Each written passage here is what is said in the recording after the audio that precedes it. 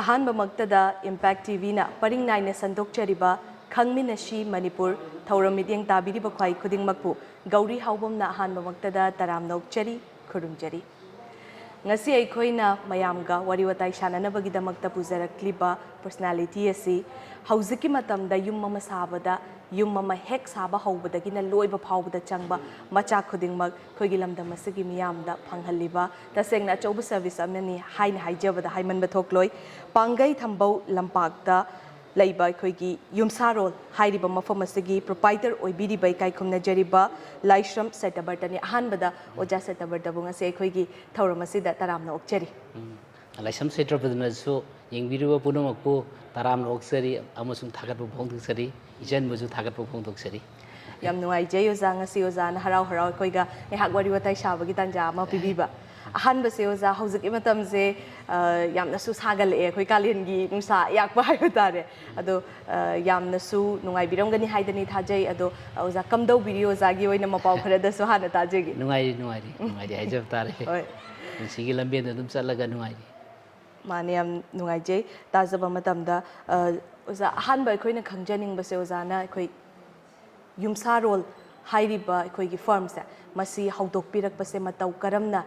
ꯀꯔꯝꯕ ꯋꯥꯈꯜꯂꯣꯟ ꯏꯊꯤꯜꯅ ꯃꯁꯤ ꯑꯣꯖꯥꯗ ꯊꯧꯏꯟꯁꯤꯟ ꯑꯣꯏꯅ ꯏꯟꯁꯤꯜꯂꯒ ꯀꯔꯝꯕ ꯃꯇꯝꯗꯒꯤ ꯍꯧꯗꯣꯛꯄꯤꯔꯛꯈꯤꯕꯅꯣ ꯍꯥꯏꯕꯒꯤ ꯋꯥꯔꯤꯁꯦ ꯑꯣꯖꯥꯅ ꯈꯖꯤꯛꯇꯪ ꯍꯥꯟꯅ ꯊꯝꯕꯤꯌꯨ ꯉꯁꯤꯗꯒꯤꯅ ꯆꯍꯤ 6 years ꯆꯍꯤ 3 ꯃꯃꯥꯡꯒꯤꯅꯤ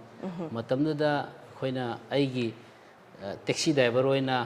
ꯑꯩ ꯁꯤꯕꯥꯏ ꯑꯣꯏꯅ ꯇꯦꯛꯁꯤ ꯗ꯭राꯏꯚꯔ ꯑꯃ ꯆꯠꯄ ꯃꯇꯝꯗꯨꯗ ꯇꯦꯛꯁꯤ ꯗ꯭राꯏꯚꯔꯁꯦ ꯐꯦꯂꯔ ꯑꯣꯏꯔꯛꯄ ꯇꯥꯏꯃꯤꯡ ꯑꯃ ꯑꯣꯏꯕ ꯑꯗꯨꯒ ꯑꯩꯒꯤ ꯌꯨꯝ ꯁꯥꯕꯁꯨ ꯇꯥꯏꯃꯤꯡ ꯑꯣꯏꯕ ꯑꯗꯨꯗ ꯃꯇꯝꯗꯨꯗ ꯍꯧꯖꯤꯛ ꯃꯅꯤꯄꯨꯔꯗ ꯌꯣꯜꯂꯤꯕ ꯄꯣꯠꯁꯦ ꯁꯦꯟꯗꯣꯡꯁꯦ ꯂꯤꯃꯤꯠꯀꯤ ꯋꯥꯡꯃꯗ ꯂꯧꯕꯒꯤ ꯄꯣꯠ ꯑꯃꯈꯛ ꯑꯩꯅ ꯎꯖꯕ ꯃꯗꯨꯗ ꯑꯩꯅ ꯁꯨꯃꯥꯏꯅ ꯇꯧꯗꯅ ꯃꯃꯜ ꯃꯌꯥꯝꯁꯤꯗ ꯃꯥꯔꯀꯦꯠꯇ ꯀꯔꯤꯒꯨꯝꯕ ꯍꯣꯡꯅ ꯐꯪꯍꯟꯕ ꯉꯝ ꯇꯥꯔꯒꯗꯤ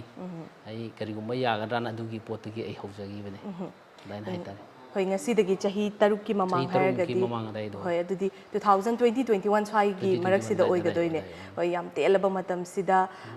ꯇꯁꯦꯡꯅꯃꯛ ꯌꯥꯝꯅ ꯋꯦꯜ ꯑꯦꯁꯇꯥꯕ꯭ꯂꯤꯁ ꯑꯣꯏꯅ ꯍꯥꯏꯕ ꯇꯥꯔꯦ ꯑꯣꯖꯥꯅ ꯌꯥꯝ ꯃꯥꯏ ꯄꯥꯛꯅ ꯆꯪꯁꯤꯟꯕꯤꯔꯛꯄ ꯑꯩꯈꯣꯏꯁꯨ ꯅꯨꯡꯉꯥꯏꯕꯁꯦ ꯁꯔꯨꯛ ꯌꯥꯖꯔꯤ ꯂꯣꯏꯅꯅ ꯑꯣꯖꯥꯒꯤ ꯑꯣꯖꯥꯅ ꯍꯧꯖꯤꯛꯁꯨ ꯊꯝꯕꯤꯈꯤꯕ ꯃꯇꯝꯗ ꯑꯣꯖꯥꯒꯤ ꯄꯤꯛꯂꯤꯉꯩꯒꯤ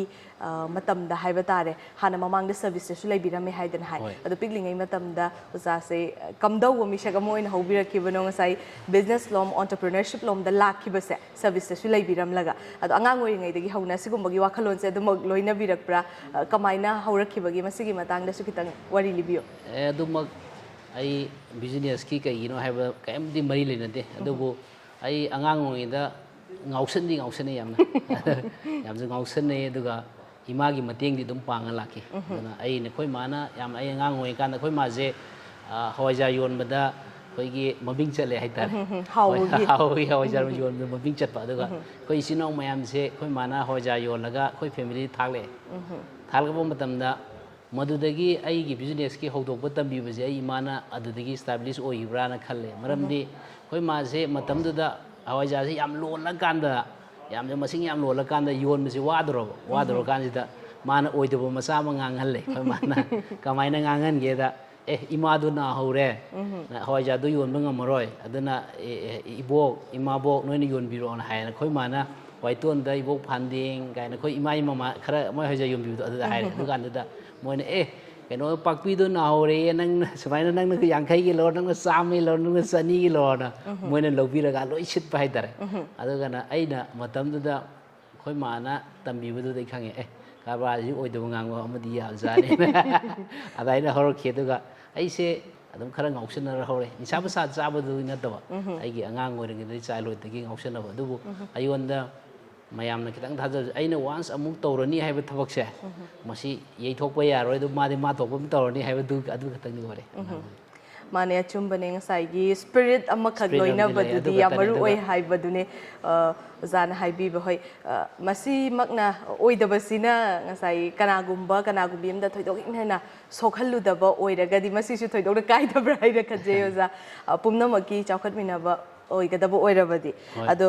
ꯃꯈꯥ ꯇꯥꯔꯛꯄꯁꯦ ꯑꯣꯖꯥꯅꯁꯨ ꯍꯧꯖꯤꯛ ꯊꯝꯕꯤꯈꯤꯕ ꯃꯇꯝꯗ ꯏꯃꯥꯒꯤ ꯃꯇꯥꯡ ꯏꯆꯤꯜ ꯏꯅꯥꯎ ꯃꯇꯥꯡꯁꯨ ꯈꯖꯤꯛ ꯄꯟꯕꯤꯈꯤ ꯑꯗꯨꯅ ꯃꯁꯤꯗ ꯈꯤꯇꯪ ꯆꯪꯁꯤꯟꯖꯔꯒ ꯑꯣꯖꯥꯒꯤ ꯂꯩꯀꯥꯏꯗꯤ ꯑꯩꯈꯣꯏ ꯉꯁꯤ ꯂꯥꯛꯇꯅꯁꯨ ꯃꯐꯝꯁꯤꯗ ꯂꯩꯖꯔꯦ ꯂꯩꯀꯥꯏꯗꯤ ꯈꯪꯕ ꯉꯝꯖꯔꯦ ꯄꯥꯡꯒꯩ ꯊꯝꯕꯧ ꯂꯝꯄꯥꯛ haidana haibi ado zagi ima babagi ming ichil inau hauzik imung manunggi ichasingi matangdasu kitang haibiu. Hoi aise aigi babadi laikhitre asi sahi tara ni thoi gum sure babade imadi leiri duga aigi babagi mingna leire laisram chaubi duga imagi mingna laisam ongbi pakpi tare yumnakti imagi mingdi nongdobam ne leire duga ai sinau manga ne nupa mari nupi ama aduda aina khwai tombai mathak ne iyamba ni leire iyamba handuna ratnesor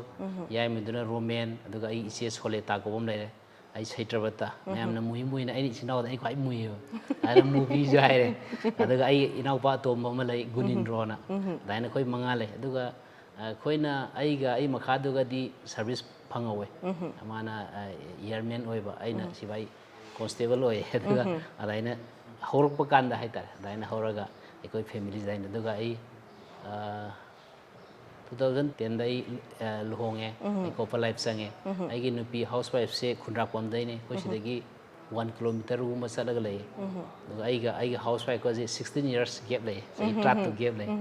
aduga ai ji ai angang ani lere ai chanupa do class 8 tame 13 14 years kuma sore aduga ichanupi ma lei aduna class 3 tame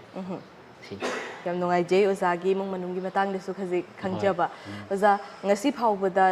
changsin birakpa matam da khoina su adumak mafam sidang sai lakpa matam da makhal mathel gi khoi gi polam kaya amakha tongan mayam khak su uba phangjare ado si phawbugi lambi se yaurakna ba hotna ba matam da di oza da su soidana makki khoi punchi habis yawa nungai yanaraga sembane haidana su adumak halaman singna hainabi aduna awaba su nungai ba su kaya amakhak loina biramgani ado oza awaba mikup singse masi hanna tathok jage oza aduga nungai ba mikup su tajage ado oza da thengna birakpa challenging oiba punsigi tangkak singi wari kaya su soidana labiram gani masi su kitang share tawbiu aigi punsi da de awaba du nai nungai du nai awaba ne tar saigi awaba du nungai bane gan da aina mina aina karba tau kan da aina ho kan only 6 lakh taruk khutna hoye Lord amase khoina tailor ama lakpase 16 lakh kuma sange lakh taruk na hoge haiba kanida mina noi oithoi aduga khoida manipur da karba tawbada mayang natradi mitai ni oroi gaje maramdi mayangi lamdai loi poraga lakpa pot nga to oibai aduna asomna kan gi ta samo se mayang na moi adum marawari ni karbara di marawari ni moi na sugoi oroi ga haiba aigonda khwai de nuai jabase oiraroi haibado oinana honabado khai nuai jaro maramdi kainada I am a human being haidane usek na khwai yang na pai bu usek to America sat ngam pote na koi di ngasi sala ngasi halaine adana adugum bai ju human being am oibini na hoi thaba ma tor di ahan bi struggle ji di sine struggle do thengna bu na i di nuai bu miku oi tare aina khwai nuai jabase ai khwai lai re ba imungom da pole adana khwai lai re pom mani na ina kun ma imungom da pom ta di ai horokpada hazira sudana siek sudana horokhiba adana aina ai baba na paisa mayam thabiram ta ai nungai ri ai baba na thambiram bai nungai bani haini adubu hujikti aina hona jaraga aina nungai bani na khan bani na adana aina wada hona gi buduna ai khoi nungai ba miku boi tar adana hoi awaba mikup sing du yaudrakadi nungai ba mikup tu so mu phangoi dori bani ngasai wai haina khaluba mikup sing du leiram bana ngasai karigumba treatment ama lakpa matam da nungai haidana khallini ngasai khong oiga yet kane jurane haibudu ni uzana haibiri base ai gol ma tanaba honabudu de waba kaudi adubu aina waba haragadi aina tawjariba thabak to failure pudune honabada wabadu di waba kaudi failure oibudune wabas ai failure dana horago maida palak pado ai life ta ngasi boda failure haiba leite kaina da ai aran bam da tawdi ngasi boda ai oida padaba khadrang mada ke tawdi aran ba tawdamina ai hujik su failure oidri du tung du su failure oroi matam sangri khangde haiba ngamde hoi zana khanbiri ba khuding maksu mai pa poi bi haidena so aikoi gi mai kai dagi su thamjari loina na oza hauzik phawboda aikoi gi Yumsharol hai ba firm sigi makha da tongan ba miyoi kya ma punna ꯊꯕꯛ ꯇꯧꯃꯤꯟꯅꯔꯝꯒꯅꯤ ꯍꯥꯏꯕꯒꯤ ꯑꯆꯦꯠꯄ ꯊꯥꯖꯕꯁꯨ ꯂꯩꯖꯩ ꯍꯧꯖꯤꯛ ꯐꯥꯎꯕꯒꯤ ꯑꯣꯏꯅ ꯃꯤꯑꯣꯏ ꯀꯌꯥ ꯌꯥꯝꯅ ꯑꯣꯖꯥꯒ ꯄꯨꯟꯅ ꯊꯕꯛ ꯇꯧꯃꯤꯟꯅꯔꯤꯕꯒꯦ ꯍꯥꯏꯕꯒꯤ ꯃꯇꯥꯡꯁꯤꯗꯁꯨ ꯑꯗꯨꯒ ꯀꯔꯝꯕ ꯖꯒꯥꯁꯤꯡꯗ ꯍꯥꯏꯕ ꯇꯥꯔꯦ ꯇꯣꯉꯥꯟꯕ ꯄꯥꯔꯠ ꯀꯌꯥ ꯑꯃ ꯈꯥꯏꯗꯣꯛꯄꯤꯔꯝꯒꯅꯤ ꯂꯥꯏꯛ ꯃꯦꯅꯦꯖꯃꯦꯟꯠꯒꯤꯕꯨ ꯍꯥꯏꯔꯒꯁꯨ ꯅꯠꯇ꯭ꯔꯒ ꯑꯩꯈꯣꯏꯒꯤ ꯄꯣꯠꯆꯩ ꯑꯥꯗꯒꯤ ꯂꯧꯊꯕꯒꯤ ꯃꯇꯥꯡꯕꯨ ꯑꯣꯏꯔꯒꯁꯨ ꯇꯣꯉꯥꯟꯕ ꯍꯤꯔꯝ ꯀꯌꯥ ꯑꯃꯗ ꯀꯔꯝꯕ ꯃꯐꯝꯁꯤꯡꯗ ꯀꯔꯝꯕ ꯔꯣꯜꯁꯤꯡ ꯂꯧꯕꯤꯕꯅꯣ ꯃꯈꯣꯏꯅ ꯑꯗꯨ ꯃꯤꯑꯣꯏ ꯀꯌꯥꯅꯣ ꯍꯥꯏꯕꯁꯤꯁꯨ ꯈꯤꯇꯪ ꯍꯥꯏꯕꯤꯌꯨ ꯍꯣꯏ ꯑꯩꯒꯤꯁꯤꯗ ꯊꯕꯛ ꯁꯨꯕ nearly about mi 50 sui Thaubalda 20 mi 10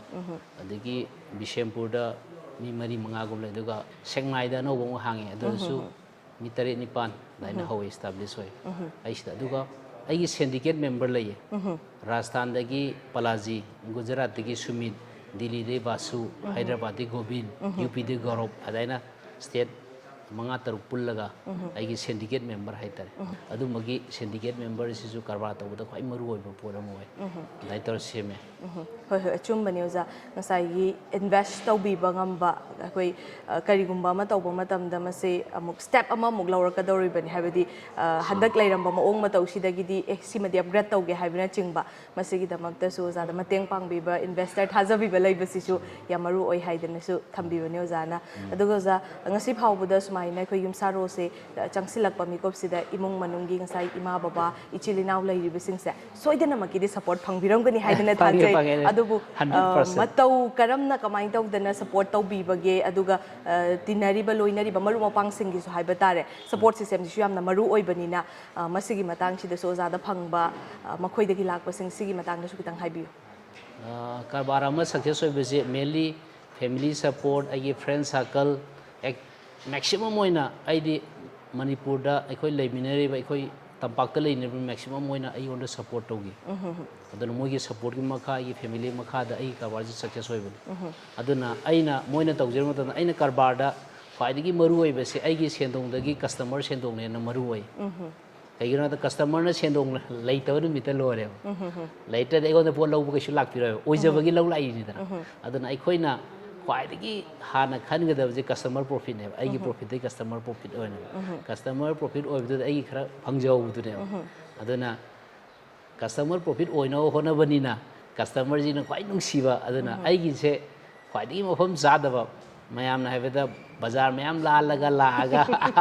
khoi soro ka taina ju mase mayam na aigi Yumsharol ne thibase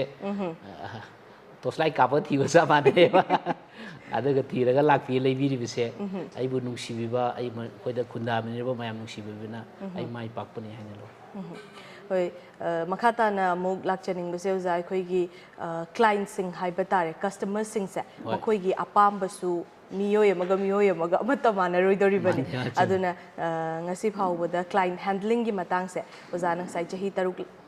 masigi field sida tasengna mai onsilaga work tawbirakpa matamda client handling gi matang se khoigi lamdam sigi oina karamba maong matawsing adumak tongan ga dawribani na masigi matang dadi kamaina oza da thengnabi experience khara su duma haibiyo chume khoige Manipur da mayang jingna laga karbar nungai hebese maximum oina aidi ekhoida leiba aigi client haigedar customer loi phai ta adana moina phabana karbar nungai na tawe dubu matam gi leiba ki matungina disturbance khara laktabadi nate madum lakpadi lei aduga karbar gi dabuktadi yamna nungai bana aigi di nungai phai nga ta oyo hospital gumba ka yum boy awa boy ga ai di yum kai sawa di nungai ba to oyo ko ayon da lakba je 90% nungai ba credit su maximum oina credit ki chang sam ne maram di ekhoi gi Manipur da leiba mi khuding mana aina leigado yum je aran ba yaw tar di heng leiba nungai roi na khallaga aduna karbar sida di yam nungai ba mi khupna yame ta hoi oza ngasi phawbuda di asumna tapna duma khona biduna mayamgi corporation support mayam ama khagloina biraga duga oza na su ngasi phawbuda hek khoigi thabak se hawdok pirakpa matamda isada loina bi ki spirit to ngasi phawwa handana hona biduna duma klak piri mai pakna duma changsin birai aduga tung tarakpa da su jana kari karamba thabak thoram kya ama khak paikhat ke haidana soidana khanbiba plan kya ama leibiram gani thajai aduna future da kari karamba tabak thoram sing paikhat ke haidana khanbi bano masigi matang da so jai khoisu kitang tajage chume khoida karbar tawbase han mayam unarbase karbar bo haidi marwari haijin ꯃꯔꯋꯥꯔꯤꯗꯒꯤ ꯑꯩꯈꯣꯏꯁꯨ ꯆꯞ ꯆꯥꯅ ꯉꯝꯃꯦ ꯍꯥꯏꯕ ꯄꯣꯠꯇꯣ ꯑꯗꯨꯅꯦ ꯑꯗꯨꯒ ꯑꯩ ꯍꯧꯖꯤꯛ ꯍꯧꯖꯤꯛ ꯀꯔꯕꯥꯔ ꯇꯧꯔꯤꯁꯦ ꯅꯦꯁꯅꯦꯜ ꯂꯦꯚꯦꯜꯒꯤꯅꯦ ꯍꯥꯏꯇꯥꯔꯦ ꯒꯨꯖꯔꯥꯠꯇꯒꯤ ꯔꯥꯖꯁꯊꯥꯟꯗꯒꯤ ꯗꯤꯜꯂꯤꯗꯒꯤ ꯍꯥꯏꯗ꯭ꯔꯕꯥꯗꯇꯒꯤ ꯁꯨꯃꯥꯏꯅ ꯇꯧꯋꯦ ꯑꯗꯨꯕꯨ ꯑꯩꯒꯤ ꯅꯦꯛꯁꯀꯤ ꯁ꯭ꯇꯦꯞꯁꯦ ꯑꯩꯒꯤ ꯁꯤꯟꯗꯤꯀꯦꯠ ꯃꯦꯝꯕꯔ 5 ꯂꯩꯕꯁꯦ ꯑꯩꯈꯣꯏ ꯏꯟꯗꯤꯌꯥꯒꯤ ꯈꯛꯇꯪ ꯑꯣꯏꯕ ꯁ꯭ꯇꯦꯠꯇꯒꯤ ꯑꯣꯏꯕ ꯑꯗꯨꯅ ꯏꯟꯇꯔꯅꯦꯁꯅꯦꯜꯒꯤ ꯑꯣꯏꯕ ꯑꯩ ꯁꯤꯟꯗꯤꯀꯦꯠ ꯃꯦꯝꯕꯔ 5 ꯁꯦꯝꯒꯦ ꯍꯥꯏꯅ ꯑꯩꯅ ꯚꯤꯖꯟ ꯑꯃ ꯂꯩ China Indonesia Thailand Korea India ꯁꯨꯃꯥꯏꯅ ꯀꯩꯒꯤꯗꯃꯛꯇꯅꯣ ꯍꯥꯏꯗ ꯗꯦ ꯇꯨ ꯗꯦ ꯉꯁꯤ ꯏꯟꯗꯤꯌꯥꯗ ꯁꯤꯖꯤꯟꯅꯔꯤꯕ ꯄꯣꯠꯁꯦ 80 to 90% ꯏꯟꯗꯤꯌꯥꯒꯤ ꯄ꯭ꯔꯗꯛ ꯅꯠꯇꯦꯕ ꯑꯦꯁꯤꯌꯥꯗꯒꯤ ꯂꯥꯛꯄ ꯉꯥꯛꯇ ꯑꯅꯝꯕ ꯑꯣꯏ ꯑꯗꯨꯅ ꯑꯣꯏꯕ ꯉꯥꯛꯇꯅ ꯑꯣꯏꯔꯀꯥꯟꯗ ꯍꯥꯏꯔꯤꯕ ꯄꯣꯠ ꯆꯩꯁꯤꯡꯁꯦ ꯀꯃꯥꯏꯅ ꯂꯥꯛꯀꯦꯗ ꯔꯨꯠ ꯑꯍꯨꯝꯗꯩ ꯂꯥꯛꯑꯦ ꯅꯣꯡꯊꯛꯀꯤ ꯑꯃꯅꯦ ꯀꯪꯐꯥꯟꯒꯤ ꯑꯃꯅꯦ ꯏꯁꯤꯡꯒꯤꯅꯦ ꯈ꯭ꯋꯥꯏꯗꯒꯤ ꯁꯦꯟꯗꯣꯡ ꯂꯝꯕꯦꯟꯁꯦ ꯀꯗꯥꯏꯗꯅꯣ ꯍꯥꯏ ꯀꯥꯟꯗ ꯀꯪꯐꯥꯟꯒꯤ ꯂꯝꯕꯦꯟꯁꯦ ꯑꯣꯏ ꯀꯪꯐꯥꯟꯒꯤ ꯂꯝꯕꯦꯟꯁꯦ ꯏꯟꯗꯣ ꯃꯦꯟꯃꯥꯔ ꯔꯣꯗꯅ ꯃꯦꯟꯃꯥꯔ ꯐꯥꯎꯔꯒ ꯃꯅꯤꯄꯨꯔ ꯐꯥꯎꯔꯒ ꯆꯠꯈꯤꯕ ꯄꯣꯠ ꯏꯟꯗꯤꯌꯥꯒꯤ ꯄꯣꯠꯁꯦ ꯁꯤꯅ ꯈ꯭ꯋꯥꯏꯗꯒꯤ ꯃꯐꯝ ꯆꯥꯕ ꯑꯗꯨꯅ ꯔꯥꯏꯠ ꯄ꯭ꯂꯦꯁ ꯑꯩꯈꯣꯏꯅꯦꯕ ꯁꯦꯀꯦꯟꯗ ꯑꯃꯨꯛ ꯔꯥꯏट पर्सन कमाई होगा अखोई चाइना चकेरा कोरिया चकेरा इंडोनेशिया चकेरा आई नुमी एडजस्ट तौमे सक्सु चप मानेब अदर मरम कान एडजस्ट तौबनिना अखोइना सिना मरम ओरा कांदा आइगी सिंडिकेट मेंबर 5 सेम कांदा आई इंडिया मार्केट अमा आइना पाइगेन खले मसी अखोइना मार्केट पाइगा सिंडिकेट पे वान अखोइ इंडोनेशिया दगी से लागा मणिपुर दा बाइंडिंग तौरगा ऑल इंडिया सप्लाई तौबं ngam taradi khoi example India से स्टूडेंट इन तामो मिलन लेयो लुपा लुपा से लुपा मिलन हम लुपा मिलन हम ओनिदा अदाइना अखोइद मणिपुर खितंग खोइद सुबम नमों खंगदना वारिबा पोटसे एग्जाम्पल अखोइ मणिपुर से सही मदा मोर देन 20,000 हेन मेट्रिक पास तौय दबु सरकारना हुजुजिक लेबल लेवल दा मी लिसिंग अमा थबक पीबा ngamdri अदुबु करिगुबा लिसिंग अमा अनि से पीग्रे ना खलो लेमोरी लिसिंग ट्राइन पानो कई तौदगे हाई कांदा मोगी वेब सोल्यूशन से एंगल खरद येंगो मतमदा अखोइना स्पोर्ट खर ओहनबे याय नत्रगना कल्चरल ओहनबे अदुगा बिजनेस द मैक्सिमम सिजनब यानी हाइना खले इंडिया मार्केट तौनो होनबदा अखोइदा मणिपुर द सुबम नोमों खंगदन वारिबसे इंडिया मार्केट की पोसे पाइना होना कांदा कोई स्ट्रांग होइनि खले अदन इंडोनेशिया दगी सेल औरगा मणिपुर द बाइंडिंग तरगा ऑल इंडिया सप्लाई तौबो मतमदा अखोइ मी लाख लाख थबक पीबा ngamgani खले अदुमगी विजन मरम ओरकांदा अइना सिंडिकेट मेंबर सेमगा केनो दोगेन अद अइना ओइथोकनी हाइबगी थाजबसु अइना म थमजगे मरमदी कारबार जे केम ओरमद्रे ओनली थिंकिंग वखन खनबा खतने अयोंदगी हेना वखन खनबा ngamba इन तामो लाखतले लाखतले बेमेमसे मोइसु वखन खनबिरगा अचौम ओहेनिंग माइता कोइदा ख्वाइदगी नुवाइतब हारगदी थबक तौगे हाइबगी मी मयामदी लेब थबक पीगे हाइबदी मसिंग खरा नेमे अदना थबक तौगे हाइब मसिंगदगी थबक पीगे हाइबगी मसिंगदो हेंखलनिंग मसाइकी लिसिंग कुंददा लिसिंग अमा खक सरकारना पीगा लेमोरिब लिसिंग 15 दो खोदी थबक पीबदा ओगे हाइतदी याम बेस्ट ꯍꯣꯏ ꯌꯥꯝ ꯅꯨꯡꯉꯥꯏꯖꯩ ꯑꯣꯖꯥꯒꯤ ꯋꯥꯈꯜꯂꯣꯟ ꯇꯥꯖꯕꯗ ꯑꯗꯨꯒ ꯑꯣꯖꯥꯅ ꯈꯟꯕꯤꯔꯤꯕ ꯈꯨꯗꯤꯡꯃꯛꯁꯨ ꯊꯕꯛꯇ ꯑꯣꯟꯊꯣꯛꯄ ꯃꯥꯏ ꯄꯥꯛꯅ ꯑꯣꯟꯊꯣꯛꯄ ꯉꯝꯕ ꯑꯣꯏꯕꯤꯌꯨ ꯍꯥꯏꯗꯅꯁꯨ ꯍꯥꯏꯖꯔꯤ ꯂꯣꯏꯅꯅ ꯑꯣꯖꯥꯒꯤ ꯐ꯭ꯌꯨꯆꯔ ꯄ꯭ꯂꯥꯟꯒꯤ ꯃꯇꯥꯡꯗꯁꯨ ꯀꯌꯥ ꯑꯃꯈꯛ ꯑꯩꯈꯣꯏꯅ ꯈꯪꯖꯈ꯭ꯔꯦ ꯑꯗꯨꯒ ꯃꯁꯤꯒꯤ ꯃꯈꯥ ꯇꯥꯔꯛꯄꯗ ꯑꯃꯨꯛ ꯂꯥꯛꯆꯅꯤꯡꯕꯁꯦ ꯑꯩꯈꯣꯏꯅ ꯍꯧꯖꯤꯛ ꯍꯧꯒꯠꯂꯛꯂꯤꯕ ꯅꯍꯥꯁꯤꯡꯁꯤꯗ ꯑꯩꯈꯣꯏꯅ ꯀꯔꯤꯒꯨꯝꯕ ꯊꯕꯛ ꯊꯧꯔꯝ ꯑꯃ ꯄꯥꯡꯊꯣꯛꯀꯦ ꯍꯥꯏꯗꯅ ꯈꯟꯕ ꯇꯥꯔꯒꯗꯤ ꯇꯁꯦꯡꯅ ꯃꯁꯤ ꯊꯣꯏꯗꯣꯛ ꯍꯦꯟꯗꯣꯛꯅ ꯑꯩꯈꯣꯏꯅ ꯑꯣꯟꯇꯔꯄ꯭ꯔꯤꯅꯔꯁꯤꯞ ꯍꯥꯏꯕ ꯇꯥꯔꯦ ꯑꯩꯈꯣꯏꯅ ꯀꯩꯒꯨꯝꯕ ꯕꯤꯖꯤꯅꯦꯁ ꯑꯃ ꯇꯧꯒꯦ ꯍꯥꯏꯅ ꯈꯟꯕ ꯇꯥꯔꯒꯗꯤ ꯑꯣꯖꯥꯒꯤ ꯃꯥꯏꯀꯩꯗꯒꯤ ꯃꯈꯣꯏꯗ ꯑꯦꯅꯤ ꯃꯦꯁꯦꯖ ꯑꯣꯔ ꯑꯦꯗꯚꯥꯏꯁ ꯍꯥꯏꯕ ꯇꯥꯔꯦ ꯋꯥꯐꯝ ꯈꯔꯗꯪ ꯊꯝꯕꯤꯕ ꯇꯥꯔꯒꯗꯤ ꯑꯣꯖꯥꯒꯤ ꯋꯥꯈꯜꯂꯣꯟꯗꯨꯁꯨ ꯃꯈꯣꯏꯗ ꯈꯤꯇꯪ ꯉꯁꯤꯒꯤ ꯑꯩꯈꯣꯏꯒꯤ ꯊꯧꯔꯝ ꯑꯁꯤꯒꯤ ꯃꯇꯦꯡ ꯂꯧꯔꯒ ꯊꯝꯕꯤꯔꯝꯃꯨ ꯑꯩꯅ ꯉꯁꯥꯏ ꯃꯃꯥꯡꯗ ꯌꯥꯎꯈꯤꯕꯗꯣ ꯕꯤꯖꯤꯅꯦꯁ ꯏꯁ ꯅꯊꯤꯡ ꯑꯣꯟꯂꯤ ꯊꯤꯡकिꯡ ꯋꯥꯈꯜ ꯈꯟꯕ ꯉꯝꯕ ꯉꯥꯛꯇꯅꯦꯗꯣ ꯃꯅꯤꯄꯨꯔꯁꯦ ꯃꯣꯏꯅ ꯃꯐꯝ ꯌꯥꯝ ꯆꯥꯗ꯭ꯔꯦꯅ ꯈꯜꯂꯦꯕ ꯑꯩꯈꯣꯏꯗꯤ ꯍꯦꯟꯅ ꯃꯐꯝ ꯆꯥꯕ ꯂꯩꯇꯦ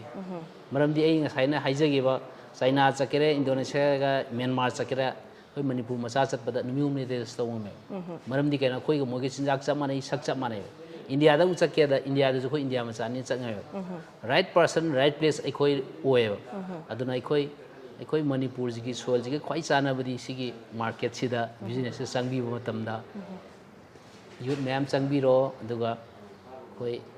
मी लाख लाख थबक पीबीओ सिने अखोई हुजिक हुजिक थबक फंगदे गवर्नमेंट सर्विस गवर्नमेंट जॉब ngतना थबक नते एग्जांपल अम हाइगेबा आइगिदा बोलेरो पुरागा अखोई टाइल होनबा यावबो लेरिबो थामदा लामखाय हेन फंगे अदु सिबाई लिसिंग यांखै पीबो तौद्रजो लामखाय फंगदो याइना अदाइन तौदना अखोई याम लाइ लाइ लेबो pot लेबको सुमबजिंगे युटना अखोइदा mi lising ama thabak piba ngamba mi chama thabak piba ngam taradi chamaduna thabak tawbida ma achoba ma laktoini na aduna aigi wakhalon dadi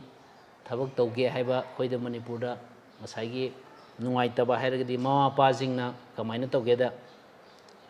loi manipur da leibisi macha ji officer oina ba ngatane adubu sakana lising ama thabak piba ngamdabina lising Trump and failure 90% failure ne percentage photo ko mapa mama 90% ning ba kai da base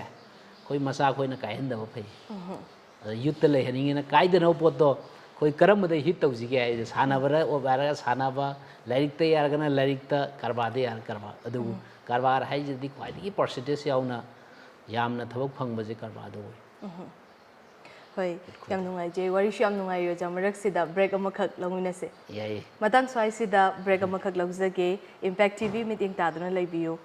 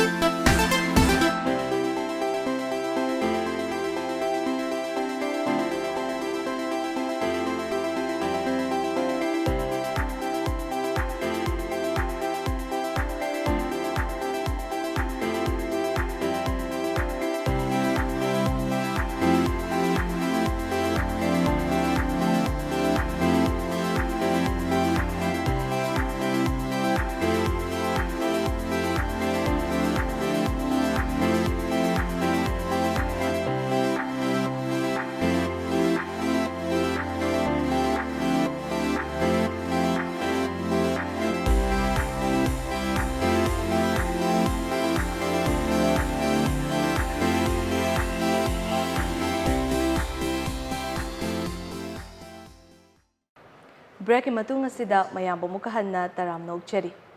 oza wari makha chathajabo oina oza dagi amuk khangjaning base khoigi lamdam se hojak maksu tongan ba conflict kaya ma khaknai khoida chauna chaitheng period duga mamang da su khoigi covid pandemic na maram moiraga prithip ipumbagi oina tasengna economic crisis amakhak achoba makhak su thokiba dumaksu laikre aduna tongan behiram khuding magta thabak thauram sentha pangbiri ba khuding magta su masigi tasengna amang ba ashok pa kaya makhak lairibani ozagi ngasi paikhat piriba thabak thoram sida su soidana maki asigumba amang ba kaya malerangani haidana thaje aduna oza masigumba kaya sidagi effect tawbuse oza kayam yamna tawi aduga karamba mong matawda kamaina effect tawbano haibasigi matang da su khitang tajage chume ayon su yam sauna effect tawe kamai to akhoi gidi pot khudimak lambian dei por ko ngatanina koi Dimapur da kayum kanda landslide ke tawga ko matam sangna porpo phangdaba landslide ka tawro kanjida gari se teller ji di changba yadro gari masa si di oido honaba aduna badli tawbai gari achobudagi masa onthono honaba ontho kanda ngasai ge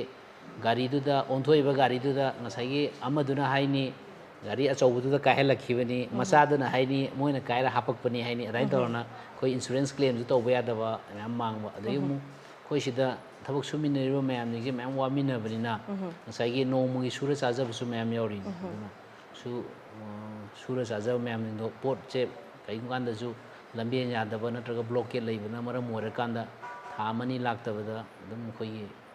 awaba se awaba mayam awabudi dum punchi de wanu ngai ni na awabudi dum lei nungai ba mikup soe dubu ikoi manipur je huju yamna mafam chadaba mafam la leibana ra keno mayam awabudi khoi kitang helam do male adai na hai tar ꯍꯣꯏ ꯑꯣꯖꯥ ꯑꯣꯖꯥꯅꯁꯨ ꯍꯧꯖꯤꯛ ꯍꯥꯏꯕꯤꯕ ꯃꯇꯝꯗ ꯑꯩꯈꯣꯏꯒꯤ ꯄꯣꯠ ꯆꯩꯁꯤꯡꯁꯦ ꯑꯩꯈꯣꯏ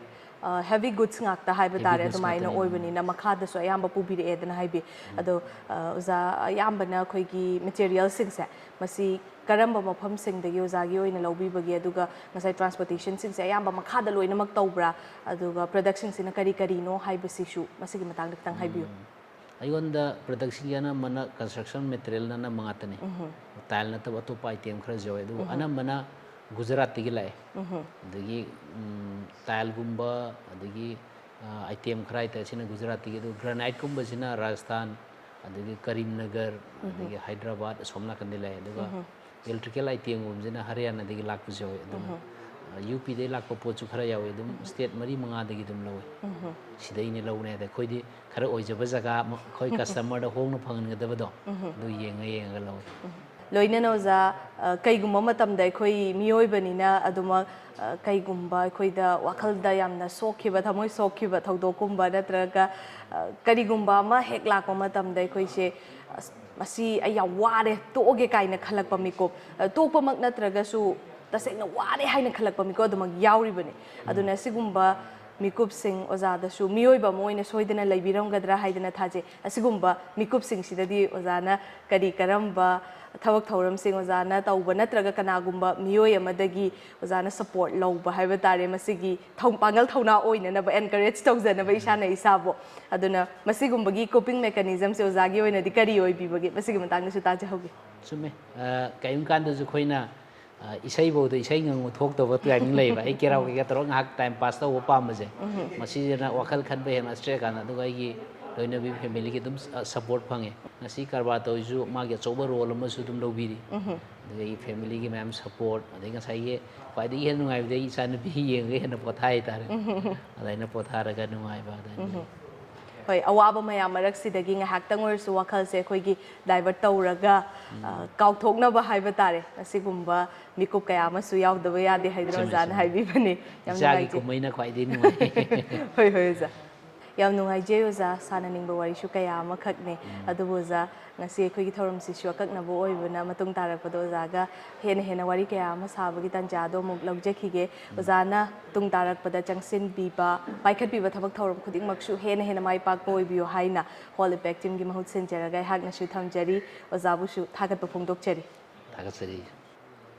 Makatarak pa sidi mayam punna amok Yumsharol hairiba mafam asida kari karamba potlam sing phangibano mayam da phanghalibano haibil sigi matang da mafam asida laibiriba ichilenau singa interaction tawduna wari watai shabagi tanja khangminabagi tanja do muk lawinasi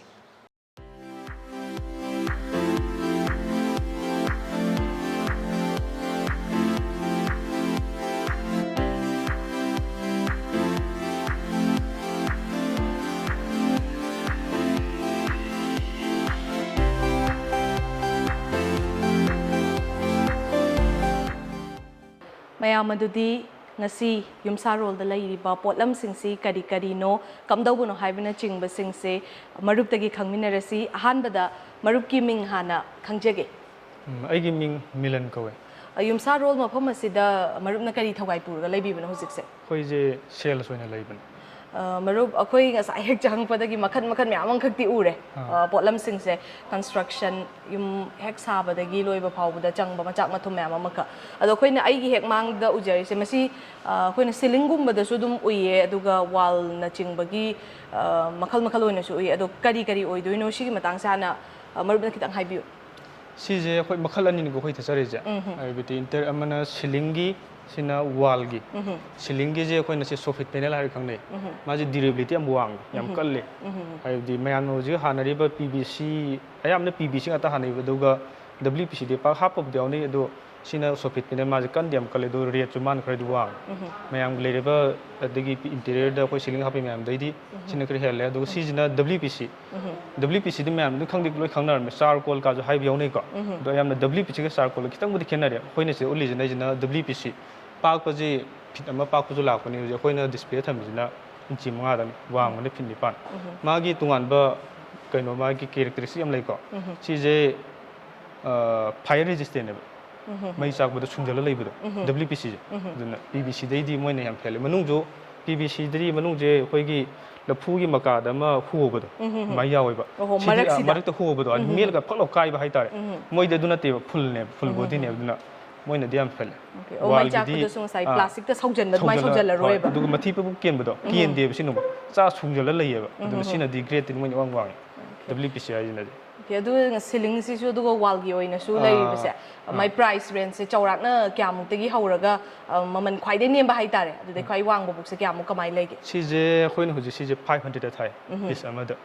ꯉꯁꯥꯏꯒꯤ food ꯑꯃꯒꯤ ꯑꯣꯏꯕꯗꯨꯗ ꯅꯠꯇꯦ ꯁꯤ half ꯏꯟꯁꯇ half fit ꯍꯥꯏꯇꯥꯔꯦ ꯏꯟꯆꯤ 5-6ꯇꯅꯦꯕ ꯁꯤꯗꯤ rate ꯈꯔ ꯋꯥꯏ 1500 ꯃꯨꯛ ꯂꯩ ꯑꯩꯈꯣꯏꯅ ꯍꯧꯖꯤꯛ ꯑꯩꯈꯣꯏ ꯁꯤꯂꯤꯡꯒꯤ ꯑꯣꯏꯅ ꯁꯤꯂꯤꯡꯒꯤ ꯑꯣꯏꯅ ꯁꯤꯟꯅꯩꯅꯤ ꯀꯜꯂꯦ ꯃꯥꯁꯦ ꯅꯝꯃꯁꯨ ꯀꯥꯏꯔꯁꯨ ꯀꯥꯏꯗꯦꯕ ꯑꯩꯈꯣꯏꯅ ꯌꯦꯡꯉꯦ ꯅꯝꯖꯟꯕꯗ ꯒꯥꯔꯤ ꯅꯠꯇꯕ ꯐꯥꯎꯕ ꯀꯥꯏꯗꯦꯕꯀꯣ ꯃꯥꯏ ꯃꯁꯥꯒꯤ ꯀꯥꯏꯗꯣꯏ ꯃꯥꯜꯕ ꯃꯁꯥꯒꯤ ꯁꯦꯞꯇꯣ ꯑꯗꯨꯝ ꯐꯠ ꯍꯟꯇꯣꯔꯛꯑꯦꯕ ꯃꯥꯁꯦ ꯃꯣꯏꯅ ꯇꯦꯁ ꯇꯧꯕꯗꯁꯨ ꯀꯣ ꯁꯤ ꯌꯥꯝ ꯀꯜꯂꯦ ꯁꯣꯝ ꯅꯥꯀꯟꯁꯤꯅ ꯃꯔꯨꯞ ꯀꯩꯅꯣ ꯃꯌꯥꯝꯁꯨ ꯎꯔꯦ ꯑꯩꯈꯣꯏꯅ ꯕꯦꯁꯤꯟ ꯍꯥꯏꯇꯥꯔꯦ ꯋꯥꯁ ꯕꯦꯁꯤꯟ ꯐꯣꯁꯦꯁꯨ ꯎꯔꯦ ꯕꯥꯠꯔꯨꯝꯒꯤ ꯑꯣꯏꯅ ꯏꯟꯇꯤꯔꯤꯌꯔꯒꯤ ꯃꯌꯥꯝꯁꯨ ꯑꯗꯣ ꯃꯈꯜꯁꯤꯡꯁꯦ ꯀꯔꯤ ꯀꯔꯤ ꯑꯣꯏꯗꯣꯏꯅꯣ ꯍꯥꯏꯐꯦꯠꯇꯪ ꯍꯥꯏꯕꯤꯌꯨ ꯑꯌꯥꯝꯕꯅ ꯁꯦꯅꯤꯇꯔꯤ ꯑꯥꯏꯇꯦꯝ ꯉꯥꯛꯇꯅꯦꯕ ꯑꯌꯥꯝꯕꯅ ꯁꯦꯅꯤꯇꯔꯤ ꯋꯦꯌꯔ ꯍꯥꯏꯔꯁꯨ ꯍꯥꯏꯅꯩꯕ ꯁꯤ ꯕꯦꯁꯤꯟꯅꯦ ꯕꯦꯁꯤꯟꯁꯦ ꯁꯤꯅ ꯕꯦꯁꯤꯟ ꯍꯥꯏꯕ ꯇꯦꯕꯜ ꯇꯣꯞ ꯍꯥꯏꯕ ꯑꯅꯤ ꯂꯩꯕꯅꯦꯕꯀꯣ ꯁꯤꯅ ꯕꯦꯁꯤꯟ ꯍꯥꯏꯕꯗꯤ ꯋꯥꯜ ꯂꯣꯝꯗ ꯍꯦꯡ ꯇꯧꯕꯒꯤ ꯕꯦꯁꯤꯟ ꯇꯦꯕꯜ ꯇꯣꯞ ꯍꯥꯏꯕꯗꯤ ꯃꯥꯒꯤ ꯃꯤꯅꯤꯡ ꯍꯥꯏꯗꯤ ꯀꯃꯟ ꯁꯦꯟꯁ ꯇꯦꯕꯜꯒꯤ ꯇꯣꯞ ꯇꯦꯕꯜ ꯃꯊꯛꯇ ꯈꯤꯟꯕ ꯌꯥꯕ ꯍꯥꯏꯕ ꯑꯩꯈꯣꯏ ꯃꯌꯥꯝ ꯇꯦꯕꯜ ꯇꯣꯞ ꯍꯥꯏ ꯈꯪꯅꯩꯌꯦꯕꯀꯣ ꯑꯇꯣꯞꯄ ꯃꯤꯡꯁꯨ ꯂꯩ ꯁꯤꯁꯤꯅ ꯐꯣꯁꯦꯠꯁꯦ ꯃꯥꯒꯤ ꯇꯦꯕꯜ ꯁꯤꯅ ꯕꯦꯁꯤꯟꯅꯤ ꯁꯤꯅ ꯕꯥꯠꯔꯨꯝ ꯑꯦꯁꯦꯁꯔꯤꯁ ꯇꯥꯋꯦꯜꯒꯨꯝꯕ ꯇꯥꯋꯦꯜꯒꯤ ꯇꯥꯋꯦꯜ ꯁꯤꯅ ꯇꯥꯋꯦꯜ ꯍꯦꯡꯒꯔ ꯁꯤꯅ ꯁꯣꯞ ꯗꯤꯁ ꯁꯥꯄꯣꯟꯒꯨꯝꯕ ꯊꯝꯅꯕ ꯁꯤꯁꯦ ꯗꯤꯁꯄꯦꯟꯁꯔꯅꯤ ꯍꯥꯏꯗꯤ ꯁꯝꯄꯨꯒꯨꯝꯕ ꯃꯍꯤ ꯍꯥꯞꯄꯒ ꯍꯦꯟ ꯋꯥꯁꯀꯨꯝꯕ ꯍꯥꯏꯗꯤ ꯁꯤꯗꯗꯤ ꯁꯝꯄꯨ ꯃꯌꯥꯝ ꯄꯨꯁꯤꯟꯅꯗꯁꯨ ꯌꯥꯔꯦꯗꯅ ꯁꯝꯄꯨ ꯄꯦꯀꯦꯠꯇꯣ ꯑꯗꯨꯒꯤ ꯕꯥꯠꯇꯒꯤ ꯁꯤ ꯐꯣꯁꯦꯠ ꯉꯥꯛꯇꯅꯤ ꯁꯤꯁꯦ ꯗꯤꯖꯥꯏꯟ ꯃꯥꯒꯤ ꯁꯤꯁꯤꯅ ꯀꯤꯆꯟꯒꯤ ꯁꯤꯡꯀꯤ ꯐꯣꯁꯦ ꯑꯣꯏꯒꯗꯣꯏꯕ ꯁꯤꯡꯁꯦ ꯑꯌꯥꯝꯕꯅ ꯋꯥꯜ ꯉꯥꯛꯇ ꯑꯣꯏꯗꯣꯏꯅꯤ ꯋꯥꯜꯗ ꯍꯥꯞꯇꯣꯏꯅꯦ ꯃꯥꯒꯤ ꯐꯣꯁꯦꯠꯁꯦ ꯕꯦꯁꯤꯟꯒꯨꯝꯕꯗꯤ ꯃꯣꯏ ꯃꯁꯥꯒꯤ ꯑꯩꯈꯣꯏꯅ ꯃꯈꯣꯏꯁꯤꯗ ꯑꯃ ꯄꯤꯂꯔ ꯀꯣꯛ ꯃꯣꯏ ꯊꯦꯖꯔꯤꯁꯦ ꯁꯨꯃꯥꯏꯅ ꯁꯦꯠꯇꯣꯏꯅꯦ ꯁꯤꯅ ꯕꯦꯁꯤꯟ ꯄꯤꯂꯔ ꯀꯣꯛ ꯁꯤꯡꯒꯤꯁꯤꯅ ꯁꯥꯋꯔ ꯍꯤꯡ ꯉꯥꯛꯇꯅꯤ ꯗꯤꯖꯥꯏꯟꯁꯤ ꯑꯗꯨꯝ ꯃꯈꯜ 2, 3, 4, 5 ꯑꯗꯨꯝ ꯂꯩ ꯃꯥꯏ ꯗꯤꯖꯥꯏꯟ ꯑꯃꯒꯤ ꯑꯄꯥꯝꯕꯒꯤ ꯃꯇꯨꯡꯏꯟꯅ ꯃꯥꯒꯤ ꯗꯤꯖꯥꯏꯟꯒꯤ ꯃꯇꯨꯡꯏꯟꯅ ꯂꯥꯛꯄꯅꯦ ꯍꯥꯏꯗꯤ ꯁꯤ ꯕꯦꯁꯤꯟ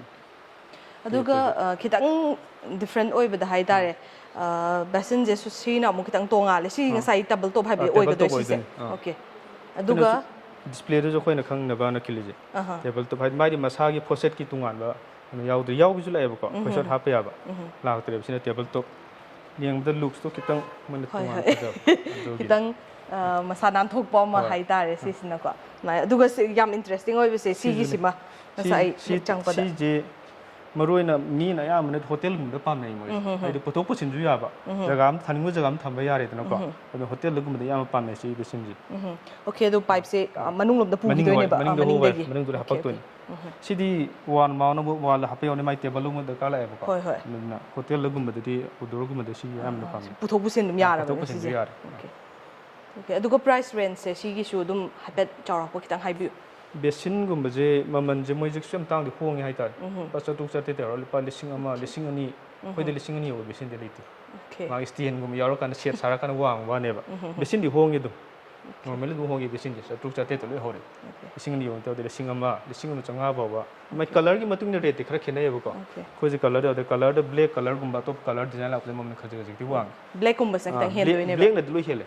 ꯑꯗꯨꯗꯤ ꯄꯩꯁꯥ ꯏꯆꯪ ꯆꯪꯗꯅ ꯑꯗꯨꯝ ꯏꯐ ꯐꯖꯕ ꯌꯥꯕ ꯃꯌꯥꯝ ꯑꯃꯈꯛ ꯂꯩꯁꯨ ꯉꯁꯤ ꯈꯪꯕ ꯉꯝꯖꯔꯦ ꯑꯗꯨ ꯃꯌꯥꯝꯅꯁꯨ ꯑꯗꯨꯝ ꯋꯥꯈꯜꯗ ꯕꯦꯁꯤꯟꯁꯦ ꯍꯣꯡꯕꯅꯦꯀꯣ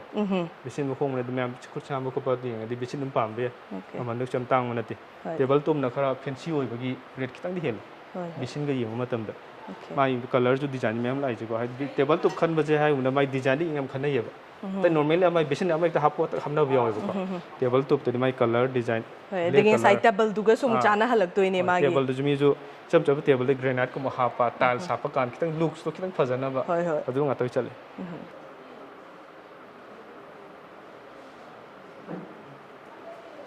बेसन मखन मखन मैम से शेप शू या इंटरेस्टिंग होइबे शेप शू लाई ट्रायंगुलर शेप नेबा ट्रायंगुलर शेप होय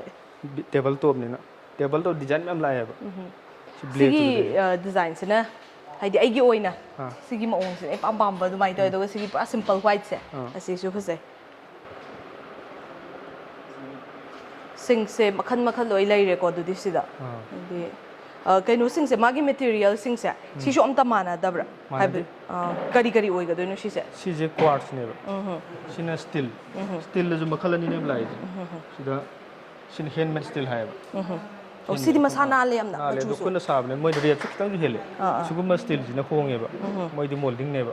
ꯍꯥꯏꯗꯤ ꯃꯍꯤꯗꯣ ꯑꯥꯏꯔꯟ ꯑꯣꯏꯔ ꯍꯣꯏꯖꯤꯜꯂꯒ ꯁ꯭ꯇꯤꯜ ꯑꯣꯏꯔꯒ ꯁꯦꯞ ꯁꯦꯝꯃꯛꯄ ꯉꯥꯛꯇꯅꯦꯕ ꯁꯤꯒꯤ ꯁ꯭ꯇꯤꯜꯁꯤꯅ ꯃꯃꯜ ꯈꯔ ꯋꯥꯡꯉꯦ ꯁꯤꯡꯁꯤꯁꯨ ꯍꯧꯖꯤꯛꯁꯤ ꯃꯇꯝ ꯃꯇꯨꯡꯏꯟꯅ ꯀꯩ ꯍꯥꯏꯅꯤ ꯀꯣꯟ ꯐꯦꯡꯕꯗ ꯃꯈꯣꯟ ꯊꯣꯛꯇꯕꯩ ꯊꯤꯅꯔꯦ ꯍꯥꯏꯗꯤ ꯀꯣꯟ ꯐꯦꯡꯕꯁꯦ ꯀꯣꯡ ꯀꯣꯡ ꯃꯈꯣꯟ ꯊꯣꯛꯄꯅꯤꯅ ꯑꯗꯨꯅ ꯃꯈꯜ ꯃꯈꯜ ꯂꯥꯛꯑꯦ ꯁꯤꯒꯨꯝꯕꯗ ꯁꯤꯒ ꯂꯩꯁꯦ ꯁꯤꯒꯨꯝꯕꯁꯦ ꯁꯥꯎꯟ ꯑꯦꯕꯖꯣꯔꯕꯔ ꯍꯥꯞꯄ ꯏꯁꯝ ꯁꯝꯕꯗ ꯁꯨꯃꯥꯏꯅ ꯍꯥꯞꯄ ꯌꯥꯝ ꯂꯥꯎꯅꯔꯦ ꯁꯤ ꯐꯥꯏꯕꯔ ꯁꯤꯒꯨꯝꯕꯁꯤꯗꯤ ꯃꯁꯥꯒꯤ ꯃꯈꯣꯟ ꯊꯣꯛꯑꯔꯣꯏ ꯁꯤ ꯐꯥꯏꯕꯔ ꯀ꯭ꯋꯥꯔꯠꯁ ꯀꯣ ꯐꯥꯏꯕꯔ ꯂꯩꯔꯦ ꯁꯤꯁꯨ ꯐꯥꯏꯕꯔꯅꯤ ꯁꯤ ꯐꯥꯏꯕꯔꯅꯤ ꯑꯣ ꯁꯤꯅ ꯊꯣꯛꯄꯀꯣ ꯈꯤꯇꯪ ꯁ꯭ꯇꯤꯜꯗꯤ ꯃꯈꯣꯟ ꯊꯣꯛꯑꯦꯕ ꯑꯣ ꯁꯤꯗꯤ ꯊꯣꯛꯇꯦ ꯑꯃꯨꯛꯀꯣ ꯊꯣꯛꯇꯦ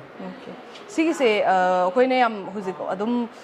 ꯑꯣꯟꯂꯥꯏꯟꯗ ꯍꯥꯏꯇꯥꯔꯦ ꯐꯦꯁꯕꯨꯛ ꯑꯣꯏꯔꯣ ꯏꯟꯁꯇꯥꯒ꯭ꯔꯥꯝ ꯑꯣꯏꯔꯣ ꯔꯤꯜꯁꯇ ꯆꯤꯡꯕꯗꯁꯨ ꯌꯥꯝ ꯎꯏꯌꯦ ꯁꯤꯒꯤ ꯀꯩꯅꯣꯁꯦ ꯍꯣꯏ ꯃꯥꯏ ꯐꯪꯁꯟꯁꯦ ꯇꯥꯏꯞꯁꯦ ꯐꯪꯁꯟꯁꯦ ꯌꯥꯝꯕ ꯑꯗꯨ ꯁꯤꯒꯤ ꯀꯩꯅꯣꯁꯦ ꯉꯁꯥꯏꯒꯤ ꯏꯁꯤꯡꯒꯤ ꯃꯩ ꯀꯩꯅꯣꯁꯤꯗꯤ ꯌꯥꯝ ꯌꯥꯝꯃꯦꯀꯣ ꯍꯥꯏꯗꯤ ꯑꯦꯛꯁꯇꯦꯟ ꯇꯧꯔꯒ ꯌꯥꯕ ꯄꯥꯏꯞꯁꯦ ꯑꯗꯒꯤ ꯁꯤꯒꯤ ꯕꯇꯜꯒꯨꯝꯕ ꯆꯥꯝꯅꯕ ꯈꯣꯠꯅꯕ ꯑꯗꯨ ꯁꯤ ꯃꯌꯥꯝꯁꯦ ꯑꯗꯨꯝ ꯍꯥꯏꯗꯤ ꯉꯁꯥꯏ ꯀꯩꯅꯣ ꯑꯃꯈꯛꯁꯨ ꯔꯟ ꯇꯧꯔꯛꯇꯣꯏꯅꯦ ꯃꯥꯁꯦ ꯑꯗꯨꯝ ꯍꯥꯏꯕꯗꯤ ꯌꯥꯝ ꯀꯨꯏꯅ ꯃꯥꯒꯤ ꯆꯠꯄ ꯈꯣꯠꯄ ꯄꯨꯟꯁꯤ ꯍꯥꯏꯇꯥꯔꯦ ꯃꯥꯒꯤ ꯀꯨꯏꯅ ꯆꯠꯄꯩ ꯆꯥꯡꯁꯦ ꯀꯃꯥꯏꯅ ꯇꯧꯒꯦ ꯁꯤꯁꯦ ꯑꯗꯨꯝ ꯃꯣꯏꯁꯦ ꯍꯥꯏꯗꯤ ꯀꯨꯏꯅꯗꯤ ꯑꯗꯨꯝ ꯆꯠꯂꯦ ꯑꯩꯅ ꯍꯥꯏꯖꯧ ꯍꯥꯏꯔꯒꯗꯤ ꯏꯁꯤꯡꯒꯤ ꯊꯕꯛꯅꯤꯅꯀꯣ ꯐꯨꯟꯗ꯭ꯔꯤꯉꯩꯗꯤ ꯑꯗꯨꯝ ꯀꯩꯁꯨ ꯇꯧꯗꯦ ꯐꯨꯜꯂꯀꯥꯟꯗ ꯑꯗꯨꯅ ꯏꯁꯤꯡꯗ ꯁꯦꯡꯕ ꯑꯃꯗꯤ ꯗꯔꯀꯥꯔ ꯂꯩ ꯍꯣꯏ ꯍꯥꯏꯗꯤ ꯂꯥꯛꯀꯗꯕ ꯏꯁꯤꯡꯁꯦ ꯏꯁꯤꯡꯁꯦ ꯐꯨꯜꯂꯛꯏꯁꯦ ꯇꯦꯞꯇꯁꯨ ꯑꯩꯈꯣꯏꯒꯤ ꯇꯦꯞꯀꯤ ꯀꯣꯟꯖꯤꯟ ꯃꯇꯣꯟꯁꯦ ꯁꯦꯡꯗꯣꯛꯄ ꯌꯥꯏꯑꯕ ꯁꯤ ꯁꯦꯡꯗꯣꯛꯄꯒꯤ ꯇꯣꯏꯗꯅ ꯍꯥꯏꯗꯤ ꯏꯁꯤꯡꯁꯦ ꯐꯨꯜꯂꯛꯄ ꯇꯝꯕ ꯉꯝꯗꯦꯗꯅ ꯍꯣꯏ ꯃꯇꯝꯒꯤ ꯃꯇꯨꯡ ꯏꯟꯅ ꯑꯗꯨꯝ ꯃꯦꯟꯇꯦꯅꯦꯟꯁ ꯇꯧꯕꯤꯔꯗꯤ ꯃꯦꯟꯇꯦꯅꯦꯟꯁ ꯇꯧꯒꯗꯅꯦꯕ ꯁꯦꯡꯕ ꯈꯣꯠꯄ ꯐꯨꯜꯂꯛꯄꯁꯤꯗꯅꯦꯕ ꯕꯦꯔꯥ ꯂꯥꯛꯇꯣꯏꯁꯦ ꯃꯣꯏꯁꯦ ꯃꯜꯇꯤ ꯂꯥꯛꯄ ꯅꯨꯡꯗꯤ ꯌꯥꯝ ꯅꯨꯡꯉꯥꯏꯔꯦ ꯃꯁꯥꯒꯤ ꯇ꯭ꯔꯦꯁꯨ ꯂꯣꯏ ꯌꯥꯎꯖꯔꯦ ꯍꯣꯏ ꯍꯣꯏ ꯀꯣꯟ ꯆꯥꯝꯃ ꯍꯥꯞꯄ ꯌꯦꯡꯕꯗꯁꯨ ꯈꯣꯠꯄꯒꯤ ꯌꯥꯝ ꯅꯨꯡꯉꯥꯏꯈꯤꯕꯅꯦ ꯁꯤꯁꯦ ꯉꯁꯥꯏ ꯏꯁꯤꯡꯒꯁꯦ ꯄꯤꯛꯅ ꯇꯧꯒꯦ ꯌꯥꯕ ꯆꯥꯎꯅ ꯊꯥꯒꯦ ꯌꯥꯕ ꯑꯗꯒꯤ ꯕꯇꯜ ꯃꯅꯨꯡ ꯑꯩꯈꯣꯏ ꯈꯨꯠ ꯇꯧꯔꯒ ꯁꯦꯡꯕ ꯌꯥꯗꯕꯁꯤꯡꯁꯦ ꯄ꯭ꯔꯦꯁꯔ ꯋꯥꯁ ꯍꯥꯏꯇꯥꯔꯦ ꯑꯗꯨꯃꯥꯏꯅ ꯁꯦꯡꯕ ꯌꯥꯕꯒꯤ ꯇꯧꯕꯁꯦ ꯐꯩꯌꯦ ꯃꯁꯥꯒꯤ ꯁꯤꯁꯨ ꯐꯥꯎꯟꯇꯦꯟ ꯌꯥꯎꯖꯕꯅꯤꯅꯀꯣ ꯀꯣꯟ ꯆꯥꯝꯕꯩꯗ ꯅꯨꯡꯉꯥꯏꯔꯦꯕ ꯍꯣꯏ ꯍꯣꯏ ꯏꯁꯤꯡꯗꯣ ꯀꯥꯞꯄꯛꯇꯣꯏꯅꯤꯅ ꯁꯤꯒꯤ ꯕꯦꯁꯤꯟ ꯑꯣ ꯁꯤꯅ ꯑꯃꯨꯛ ꯃꯊꯛꯁꯦ ꯀꯩꯅꯣꯒꯤ ꯇꯥꯏꯞ ꯇꯧ ꯈꯔ ꯁꯤꯡꯁꯤꯅ ꯂꯩꯔꯦ ꯑꯦꯛꯁꯇꯦꯟꯁꯟ ꯂꯥꯛꯄ ꯍꯥꯏꯗꯤ ꯀꯣꯜ ꯂꯤꯛ ꯐꯦꯡꯉ ꯈꯣꯠꯂꯒ ꯊꯝꯐꯝ ꯍꯥꯏꯕ ꯑꯃ ꯂꯩꯗꯅ ꯑꯗꯨꯗꯒꯤ ꯊꯝꯕꯁꯦ ꯅꯥꯀꯟꯗ ꯖꯒꯥ ꯂꯩꯇꯕ ꯊꯝꯐꯝ ꯂꯩꯇ꯭ꯔꯒꯗꯤ ꯑꯦꯛꯁꯇꯦꯟꯁꯟ ꯍꯥꯞꯄꯛꯄ ꯍꯥꯏꯇꯥꯔꯦ ꯊꯝꯅꯕꯅꯤꯗ ꯍꯣꯏ ꯃꯈꯜ ꯃꯈꯜꯅꯦ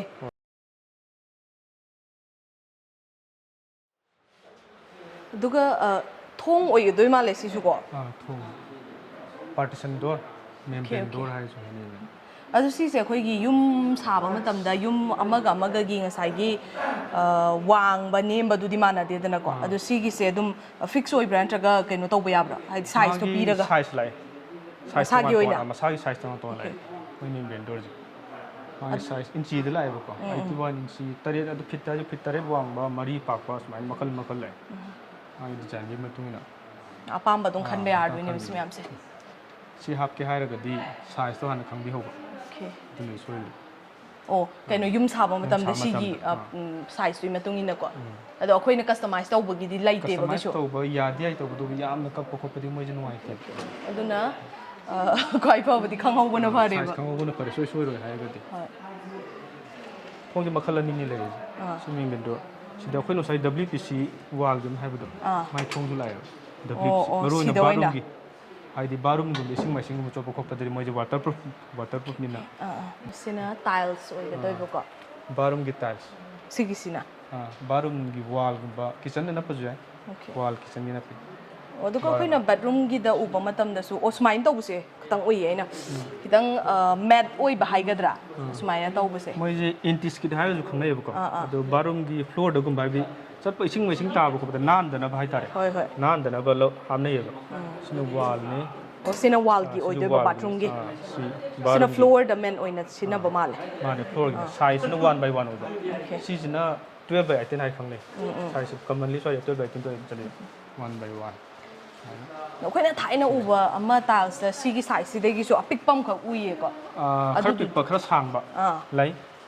ꯑꯗꯨꯁꯨ ꯑꯗꯨꯝ ꯂꯩꯔꯤꯕ ꯍꯧꯖꯤꯛꯇꯤ ꯌꯥꯝ ꯀꯃꯟ ꯑꯣꯏꯅ ꯑꯗꯨꯝ ꯆꯠꯅꯗ꯭ꯔꯤ ꯍꯣꯏ ꯑꯆꯧꯕ ꯉꯥꯛꯇ ꯑꯣꯏꯔꯦꯕ ꯍꯧꯖꯤꯛꯁꯤꯅ ꯍꯧꯖꯤꯛꯇꯤ 1/1 ꯁꯤꯒꯨꯝꯕꯗ 2/2 ꯐꯥꯎ ꯊꯥꯅꯔꯦꯕ 2/4 ꯐꯖꯅ ꯊꯥꯅꯔꯦ ꯍꯣꯏ ꯍꯣꯏ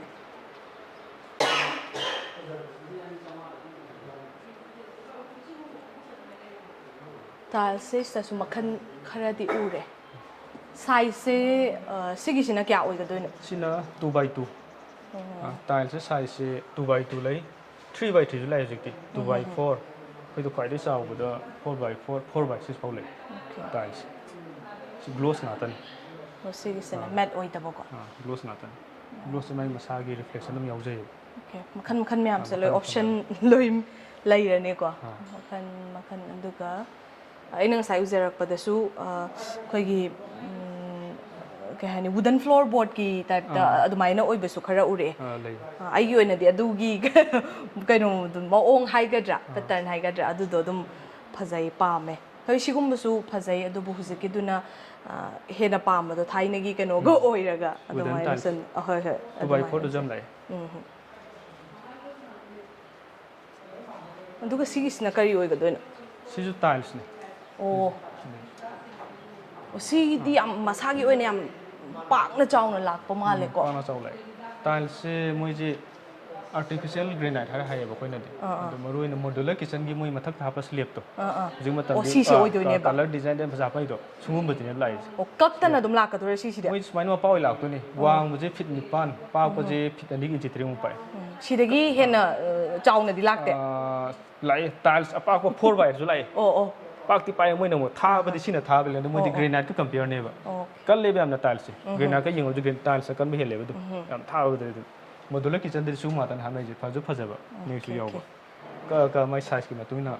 ꯀꯁꯇꯃꯥꯏꯁ ꯇꯧꯕ ꯉꯥꯛꯇꯅꯦꯕ ꯀꯂꯔ ꯃꯈꯟ ꯃꯈꯟ ꯈꯔ ꯂꯥꯛꯏꯅꯦꯕ ꯕ꯭ꯂꯦꯛ ꯋꯥꯏꯠ ꯒ꯭ꯔꯦ ꯕ꯭ꯔꯥꯎꯟ ꯁꯨꯃꯥꯏꯅ ꯂꯥꯛꯑꯦ ꯑꯣ ꯁꯤꯗꯒꯤ ꯑꯃꯨꯛ ꯑꯩꯈꯣꯏꯅ ꯁꯦꯝꯗꯣꯏꯅꯦ ꯑꯩꯈꯣꯏ ꯁꯦꯞꯇꯨꯗꯀꯣ ꯍꯣꯏ ꯌꯥꯝ ꯅꯨꯡꯉꯥꯏꯖꯩ ꯃꯔꯨꯞꯅ ꯉꯁꯤ ꯄ꯭ꯔꯗꯛꯁꯤꯡꯁꯤꯒꯤ ꯃꯇꯥꯡꯗ ꯃꯔꯤꯛ ꯆꯨꯝꯅ ꯊꯝꯕꯤꯕ ꯑꯩꯈꯣꯏꯁꯨ ꯀꯌꯥ ꯑꯃꯈꯛ ꯈꯪꯕ ꯉꯝꯖꯩ ꯑꯗꯨꯒ ꯃꯔꯨꯞꯅ ꯉꯁꯤ ꯑꯩꯈꯣꯏꯒꯤ ꯊꯧꯔꯝ ꯑꯁꯤꯗ ꯌꯥꯝꯅ ꯃꯔꯤꯛ ꯆꯨꯝꯅ ꯁꯤꯒꯨꯝꯕ ꯄ꯭ꯔꯗꯛꯁꯤꯡꯁꯤꯒꯤ ꯃꯇꯥꯡꯗ ꯊꯝꯕꯤꯕꯒꯤꯗꯃꯛꯇꯁꯨ ꯑꯃꯨꯛꯀ ꯍꯟꯅꯁꯨ ꯑꯩꯈꯣꯏꯒꯤ ꯃꯥꯏꯀꯩꯗꯒꯤ ꯊꯥꯒꯠꯄꯁꯨ ꯐꯣꯡꯗꯣꯛꯆꯔꯤ ꯂꯥꯛꯄꯤꯕꯒꯤꯗꯃꯛꯇ ꯑꯩꯈꯣꯏꯁꯨ ꯅꯨꯡꯉꯥꯏꯖꯔꯤ ꯊꯥꯒꯠꯆꯔꯤ ꯃꯇꯥꯡ ꯁ꯭ꯋꯥꯏꯁꯤꯗ ꯏꯝꯄꯦꯛ ꯇꯤꯚꯤꯅ ꯁꯟꯗꯣꯛꯆꯔꯤꯕ ꯈꯪꯃꯤꯟꯅꯁꯤ ꯃꯅꯤꯄꯨꯔ ꯉꯁꯤꯒꯤ ꯑꯣꯏꯅ ꯃꯇꯥꯡ ꯁ꯭ꯋꯥꯏꯁꯤꯗ ꯂꯣꯏꯁꯤꯟꯖꯔꯦ ꯃꯊꯪꯒꯤ ꯑꯦꯄꯤꯁꯣꯗꯇ ꯑꯃꯨꯛ ꯇꯣꯉꯥꯟ ꯇꯣꯉꯥꯟꯕ ꯄꯔꯁꯣꯅꯥꯂꯤꯇꯤ ꯃꯤꯑꯣꯏ ꯀꯌꯥ ꯑꯃ ꯎꯅꯖꯗꯨꯅ ꯋꯥꯔꯤ ꯋꯥꯇꯥꯏ ꯁꯥꯕꯒꯤ ꯇꯥꯟꯖꯥ ꯑꯗꯨ ꯃꯌꯥꯝ ꯄꯨꯟꯅ ꯂꯧꯃꯤꯟꯅꯁꯤ ꯉꯁꯤꯒꯤ ꯑꯣꯏꯅꯗꯤ ꯃꯌꯥꯝ ꯄꯨꯝꯅꯃꯛꯇꯒꯤ ꯀꯥꯏꯅꯅꯕꯒꯤ ꯌꯥꯊꯪ ꯅꯤꯖꯔꯤ ꯄꯨꯝꯅꯃꯛꯄꯨ ꯈꯨꯔꯨꯝꯖꯔꯤ